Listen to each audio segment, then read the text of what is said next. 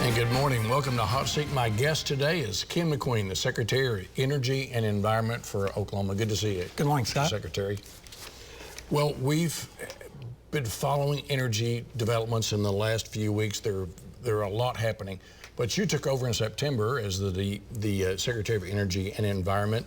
Ken Wagner was your predecessor, and a lot of people saw Secretary Wagner for a lot of years. You're the new guy, but not the new guy. You're a University of Tulsa engineer out in New Mexico for many years at the EPA.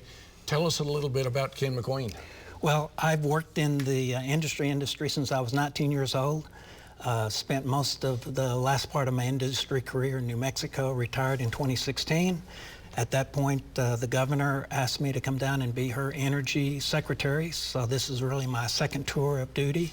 And in between New Mexico and Oklahoma, I served as the EPA Regional Administrator in Dallas. So you know all angles of this energy situation. You know, it does seem to me that there is so much happening in Oklahoma. Governor Stitt has this policy which is it leads the nation. Any objective observer would say he's for all levels of energy, all types of energy, from oil and gas to renewables.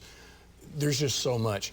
The big issue right now that we've been talking about on this show for many years has been hydrogen.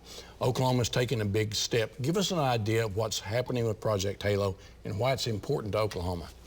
Well, Halo, which is hydrogen in Arkansas, Louisiana, and Oklahoma, was just recently, in fact last week, notified by the DOE that we are one of the finalists in pursuing $7 billion in funding. So there were 79 initial applications submitted. 33 made that final cut. In later this year, we expect to hear that somewhere between 6 and 10 of those are going to get ultimate funding. This is a very important aspect for Oklahoma for a number of reasons. First of all, hydrogen manufacture is going to lead to a lot of jobs and subsequently a lot of additional industry that supports those activities. As we think about decarbonization across all realms of industry, you know, probably one of the first things that's going to happen is change in heavy haul trucking fuels, and hydrogen is ideally placed to fill that void, and Oklahoma is ideally situated on the major crossroads north and south, I-35, I-40 east-west, to be a major supplier of heavy haul truck fuel. Also, it seems like we talked George Jetson type things, but also carbon capture. There's real opportunities in Oklahoma, and you're going to be addressing that in the future, I understand. Carbon capture is one of our top priorities during the next legislative session. Currently, the program is administered by EPA. Each state under the Clean Water Act and the Safe Drinking Water Act has the ability to take that program under their own umbrella, and we plan to pursue that delegation from EPA. Currently only North Dakota and Wyoming has that delegation, but we feel like having a state delegation, a state permitting program for carbon sequestration will make it easier to grow that industry here in Oklahoma. We've got about a minute left. You are the Secretary of Energy and Environment, so it's not just what we think of typically as energy, but there are other aspects of your job that a lot of people don't know about. Mm-hmm. Well, it's an interesting job. In New Mexico, I was the Secretary of Energy, and at EPA, I was Environment. This job really gives me the opportunity to combine those two aspects.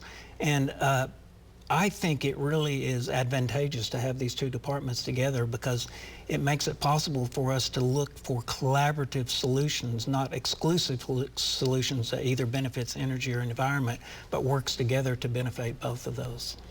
Got about 30 seconds. What is your viewpoint, your mission going forward, as well as the governor's in terms of developing Oklahoma? The governor believes, and I completely agree with this position, that we need to be an all-of-the-above state as far as energy production. The last 125 years, Oklahoma's led the nation in oil and gas production. As we move forward in the future, we need to explore other energy sources. We can export as much energy as we're able to produce here. We've had a great history with wind development over the last decade. Today, Oklahoma produces about 50% of its total consumption by wind alone. As we look to the future, I think hydrogen is just another avenue to expand our potential for energy production and energy export. It's a very exciting future. Secretary Ken McQueen, thanks for being here today. My pleasure. Thank you. See this again at news9.com/yourvotecounts and follow me on Twitter @MitchellTalks.